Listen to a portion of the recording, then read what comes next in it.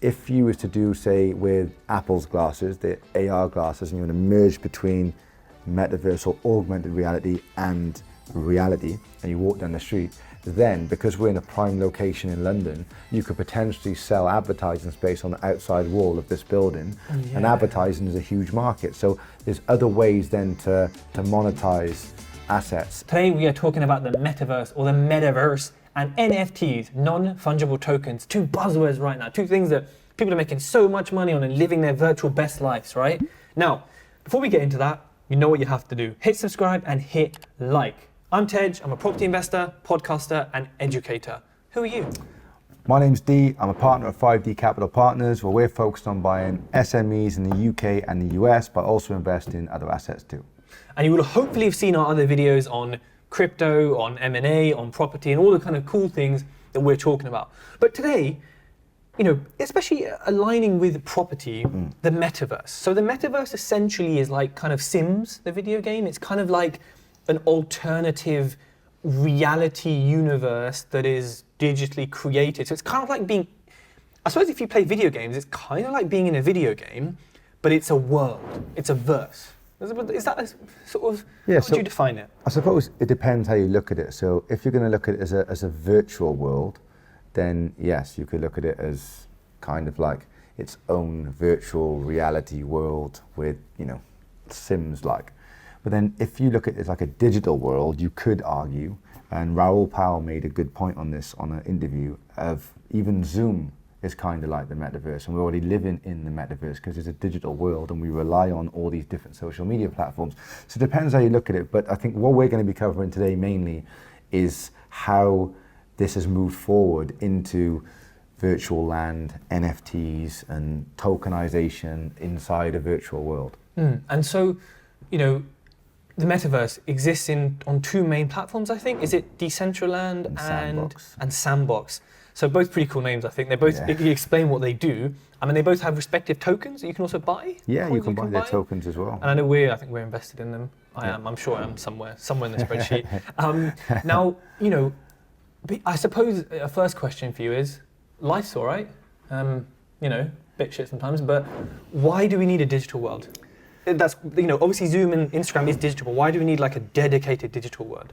So if you look at how we are as humans now, most people are putting up, I wouldn't say a facade, but people are more concerned about what they look like online to people they don't even know. Filters, touch-up apps, lighting, all of that, Yeah, well, let's say, for instance, if I said to you, do you care what somebody in New York thinks of you?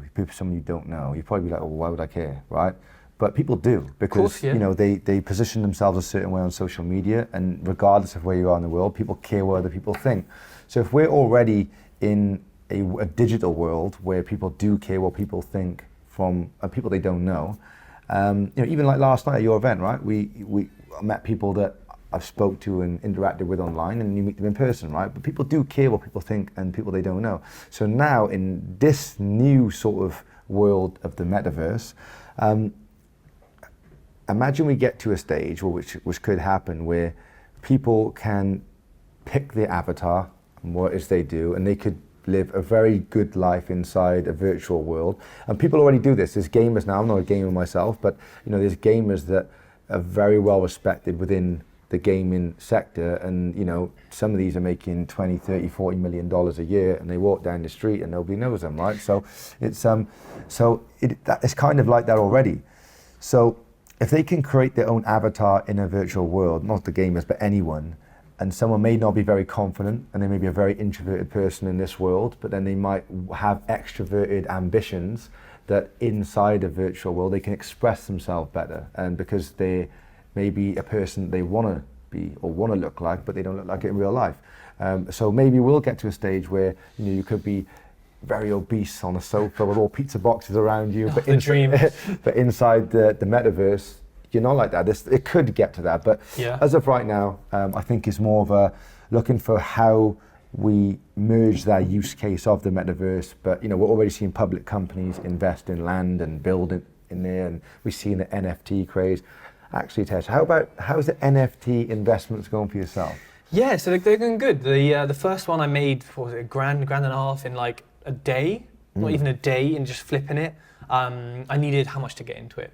300 quid, 400 quid, so not much in, a decent amount out.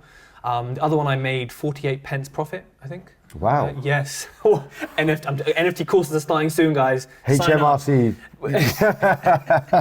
Listen, they'll take 40p of that. And me thank them for taking it. That one, I just had a bit of what they call paper hands. I just couldn't bother to hold it. I wasn't believing in it anymore. I just like, get rid of it. I've got one right now, which I'm holding, which is a D-God. They look like this. Mine looks like this, which I'm holding because I think they could potentially be blue chip, like the ones on ETH, the crypto punks and all that kind of stuff. I think they have potential to get somewhere near it. Now, for me, NFTs are very much of high risk play because there's so many rug pulls, more than you kind of see, I think, in crypto projects, because it's so easy. Ooh, look at this monkey who's wearing a hat. Copy and paste 100 times, create a hype, get some dumb influencers to be like, hey, I'm buying this. And then, oh my God, they bought it.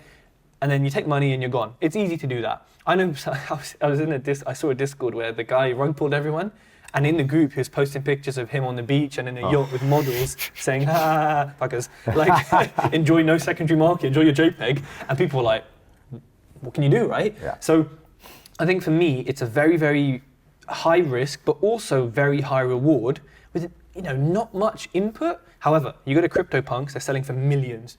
You go to some of the Solana monkeys, MonkDAO, whatever, they're selling for tens, hundreds of thousands. It's ridiculous, the kind of world that it exists in currently. But, go on. But as you know, NFTs, the technology behind it, the actual functionality, more than just JPEGs and art, and we were actually invited to some NFT project, which gives you access to like a members club. And so actually an NFT is a membership card in some respects. It's also the title of your property. It's also an agreement. It's also selling your album, selling your record. It is so exchangeable when you really think about it for everything that we do, that it just makes sense. It's also, you can prevent fraud with it. Land reg, increasingly people are selling houses they don't own because they've done fraudulent stuff with the title. And the dinosaurs at Land Reg, your T-Rexes, don't do anything. Oh, take us 10 years to talk about it. Like, whereas on the blockchain, you can't do that. Yes, you can hack, but it's public, it's a public ledger. So for me, NFT technology, incredible. Yeah. I think we need to have it or something like it. Making money off it right now is very difficult. If people think there's so many crypto coins, there's so many NFTs, and a lot of them don't have utility. So say we look at Axie, a play to earn coin.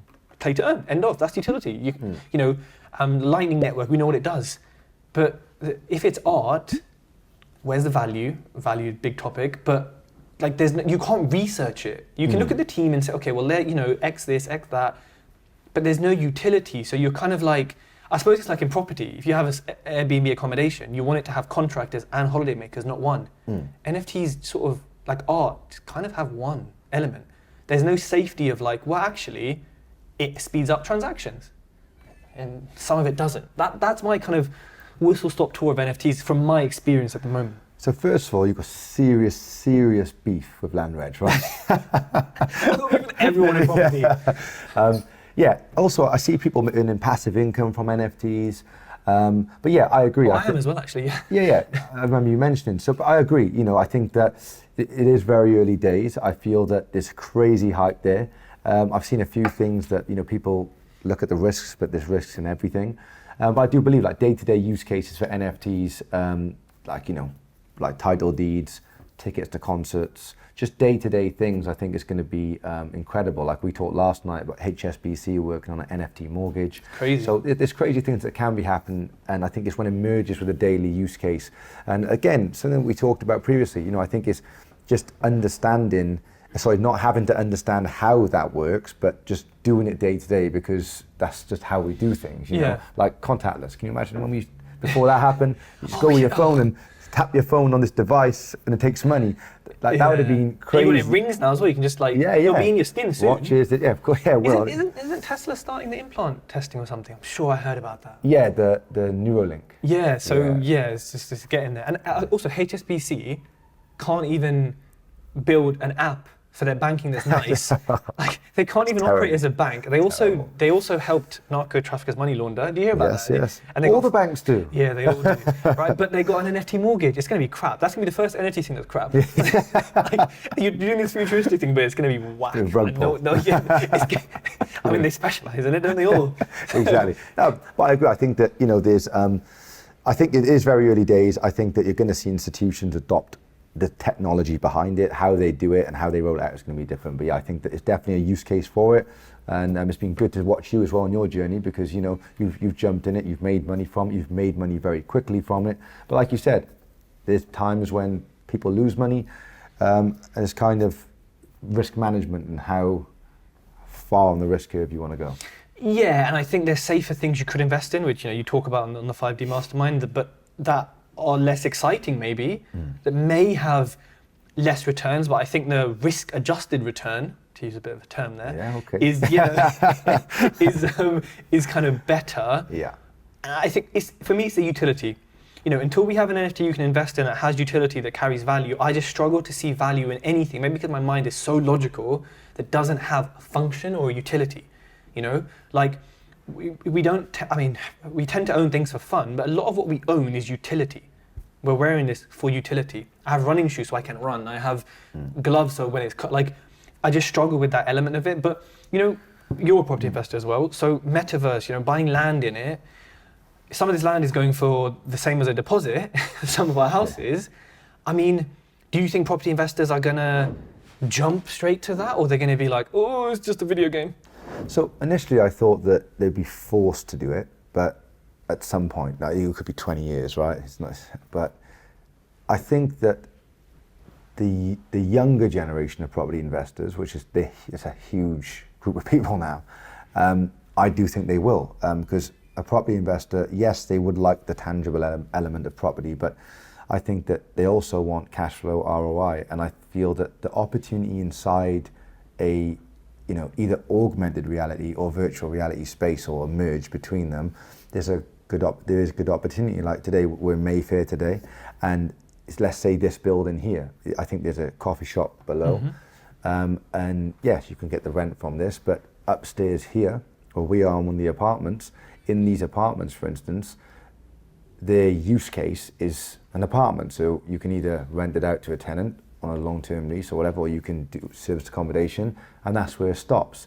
But if you was to do, say, with Apple's glasses, the AR glasses, and you want to merge between Metaverse or augmented reality and reality, and you walk down the street, then because we're in a prime location in London, you could potentially sell advertising space on the outside wall of this building, and advertising is a huge market. So there's other ways then to monetize assets, and because the Metaverse and being able to move into different virtual worlds, some will be very centralized, probably like Facebook's, but there's going to be a lot where you'll be able to transact. I hate saying the word, but interoperability. I think, why is the word that hard to say? Right? Because it's a hard thing to do, I think. Yeah, but when you're allowed to move between and take assets, because an NFT is just a digital asset, right? That's all it is, a non-fungible token.